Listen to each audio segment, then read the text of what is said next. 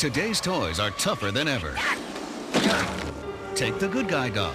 He can withstand heat, hard impact, and the roughhouse play of a 9-year-old boy.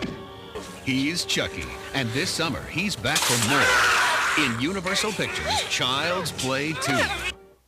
Action and dummy! Did you miss me? In his hit film debut, Chucky was just another good guy until he ran into crazed killer Charles Lee Ray. He's this bad man who got inside my good guy doll. After Chucky came apart at the seams, everyone thought the nightmare was over. They were wrong.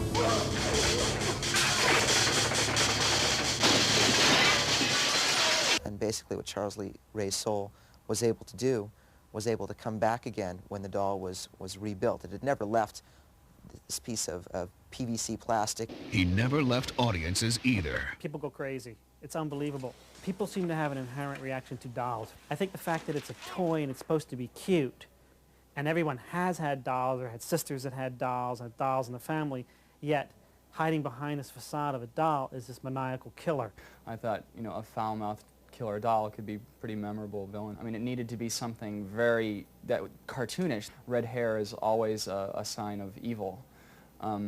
So red hair, freckles, the red sneakers, the suspenders, all of that, you know, just kind of a cute package. And this package doesn't come fully assembled. It takes over 500 feet of cable, 9 operators, and Chucky designer Kevin Yeager to bring it all together. The hair had to be just the right shade of red, and the eyes had to be just the right shade of blue, and you know, you had to have just a sweet smile. I'm gonna get you!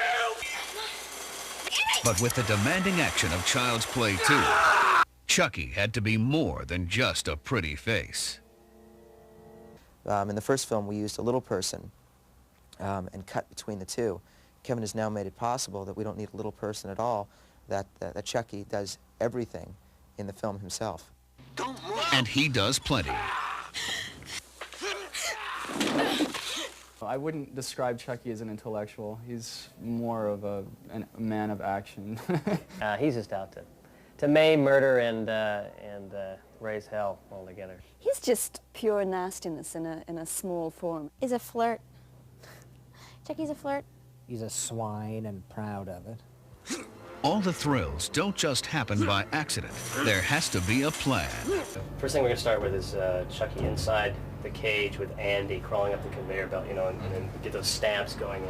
Kind of a parody of a Hitchcockian murder scene.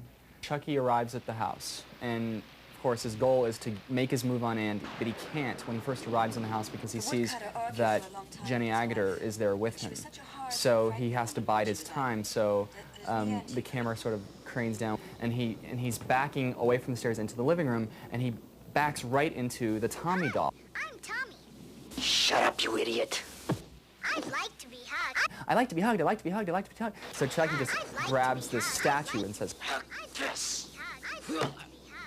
it's a great scene. The biggest challenge, I think, again, for us, the crew was to get, and the puppeteers, was to get the doll to walk, to give a convincing walk. It takes all 9 puppeteers to work. We got a guy on legs, a guy on one arm, a guy on another arm, 3 facial puppeteers working the lips, the brows, the eyes, a puppeteer on the head and body, you know, moving the doll. But it wasn't enough that he had to walk the walk. He had to talk the talk. You've been very naughty, Miss Kettlewell. We wanted something frightening, something that, I mean, I'm sure in the course of your life, there are people you sit next to and you talk to them, and they just don't sound right. And Brad Dourif was able to capture that quality perfectly. There's almost a Jack Nicholson kind of quality to it. It just doesn't seem right. It just kind of, say, you know, I don't want my daughter around this guy. I hate kids.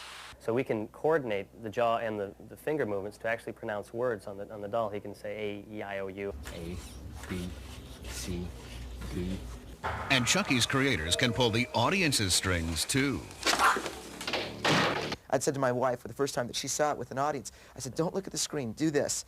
And what she was seeing was people hold on and then grab onto somebody else. And that to me is good filmmaking. it's the greatest dating film in the world. So because they were always grabbing each other. I think that they should have felt like they'd just gotten off a great roller coaster ride. Beware, Chucky's not the type of playmate you leave behind. I have one Chucky doll in the box, you know, and he's just like sort of entombed behind this plastic facade, and that's kind of a chilling image, and people definitely do double takes. I also have one of those Chuckies with the suction cups that's sticking to the window, so when people approach the house, they're greeted by that. It definitely gets a reaction out of people. Sorry, Jack. Chucky's back.